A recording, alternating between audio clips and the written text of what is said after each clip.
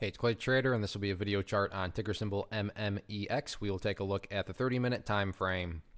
Real quick, what do I mean by 30-minute in case maybe you're new to charts?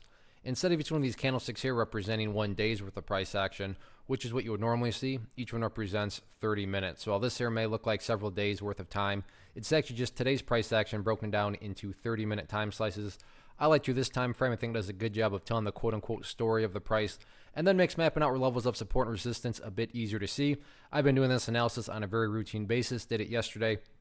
So that's where this red line annotation up here comes from. But actually what I'm going to do, yes, it still pertains to the chart, but I'm not going to leave it up there because I don't want to have a million lines all over the place that can cause clutter and confusion. So I want to try to keep this as clean as possible. So we'll just use this line now for a near term level of resistance.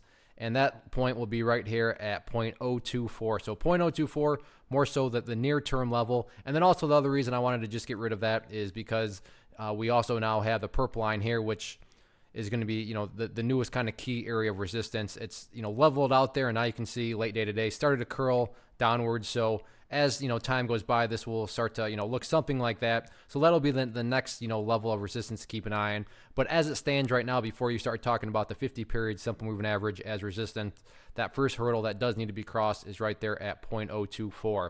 Now, in regards to levels of support, we're getting near the must hold, no excuse level. The reason I call it no excuse is, from the big picture of things, it's all about the 200 period simple moving average. Even if you have just a surface deep understanding of charts, I'm sure you've heard of the 200 period, and you know that when the price is above it, you want to see the price stay above it. And so far, so good. In fact, right here, you can see the price got down around the area, but ultimately bounced back up and stayed above it, which was a good sign.